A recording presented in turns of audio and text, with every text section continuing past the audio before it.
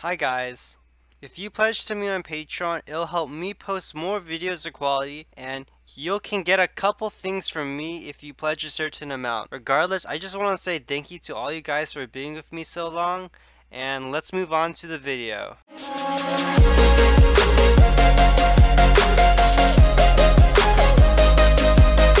Hi guys, I just want to show you this interesting game against Xin Zhao because he has a very strong early game and can snowball lanes really hard. However, the mid and late game for Xin Zhao is relatively weak compared to you if you're able to get even with him early game. Right off the bat on the loading screen, I noticed that the jungle and top role were swapped, meaning that they swapped during champ select. This means that one of them is weaker at the role than the other. Turns out that the Xin Zhao has played a couple games in Xin Zhao, but the GP has never played a game in GP. So I decided to camp top lane this game and try to snowball Jax and prevent Xin Zhao from ganking top and mid, minimizing his early game presence.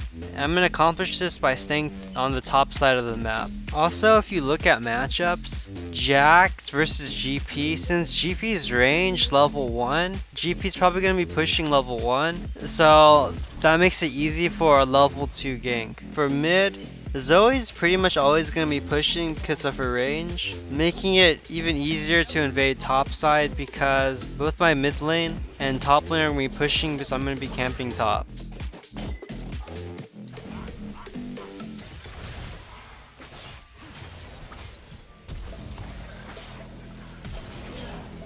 It's important that you ping to your teammates that you're going somewhere risky so that they can follow up if you're in trouble. So I feel like sometimes, and especially in lower elo, they don't listen to you if you're actually in trouble. So my advice to you would just be to spam ping them and then flame them if they don't come. I'm just kidding.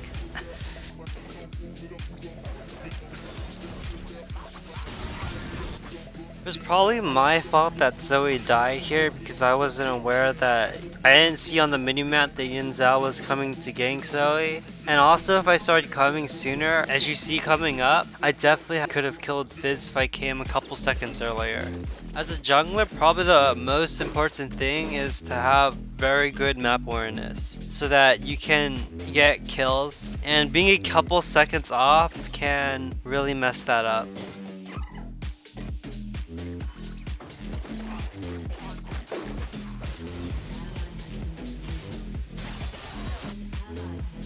Xin Zhao was able to pull a pretty good gank bot. However, it's actually not that bad because, as I said previously, Xin Zhao falls off pretty hard late game. And I'm pretty even with Xin Zhao. And Jax is pretty ahead of GP and possibly can carry.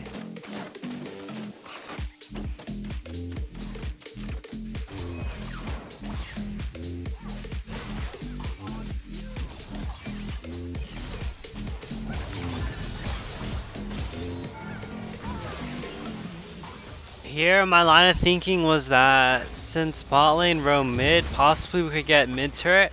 However, Zoe got greedy and took a bunch of tower shots. I got greedy trying to take the tower even though we were not really close to killing it, and I couldn't Q away fast enough.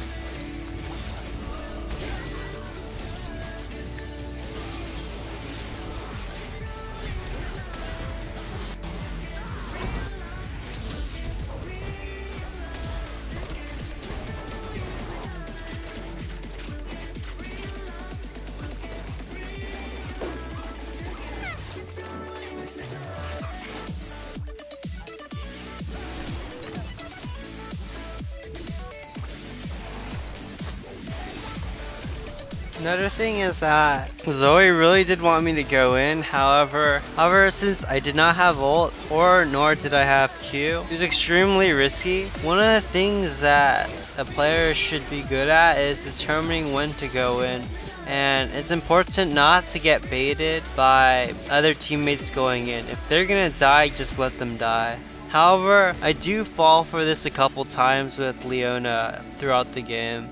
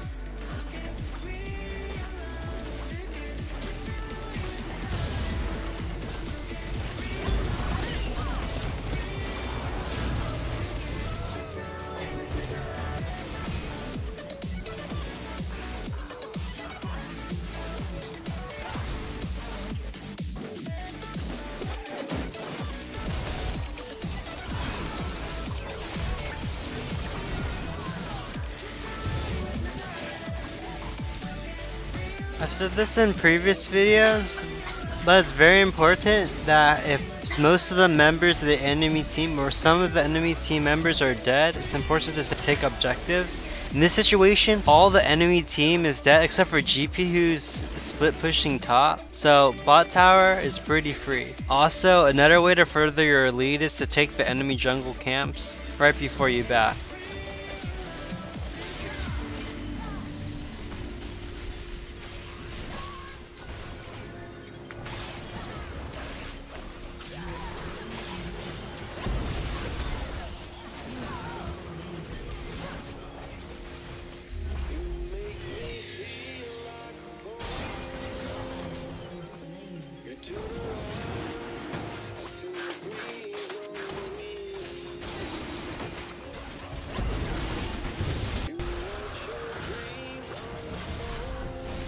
Split pushing on Shaco can be good.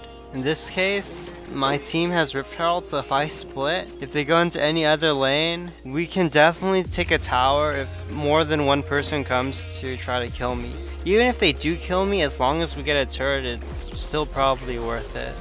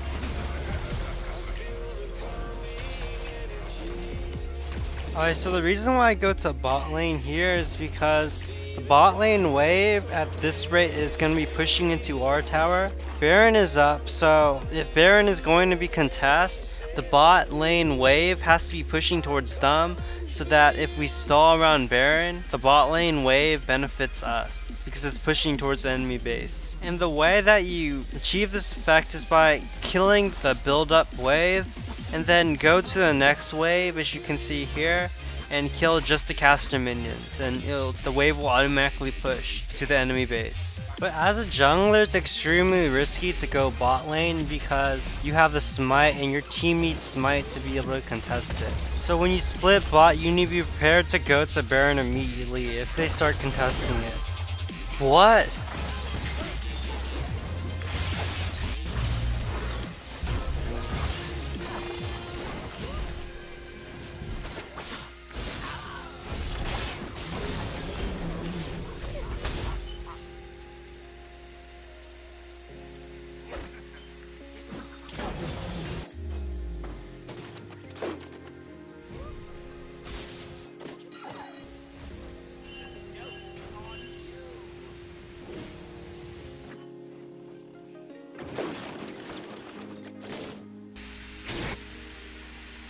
Yeah, stay top. At this point in the game, we have pretty much no pressure on the map currently because no one's pushing the lane at all. So as a jungler, I said this, I'm going to say this again, it's very important that you stay top lane so that if someone contests Baron that you're there. What most people would do in this situation probably is they would, as a jungler, they would go to Baron and try to help contest. However, it feels pretty unnecessary because since I'm pretty sure all 5 of them went for Baron, this is a free split push to get some towers. For this to work, your teammates have to contest for Baron. I feel like sometimes, especially when some players don't have a really good macro sense, they'll just leave Baron because they see you split pushing and they see no point in contesting. In that case, just again spam ping them so that they'll listen. Or you could just type that in chat that you want them to contest.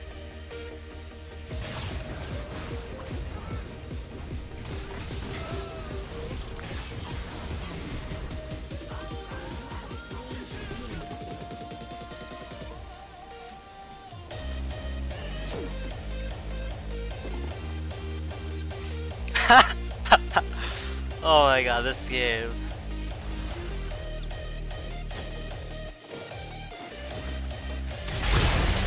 Ooh, I do no damage.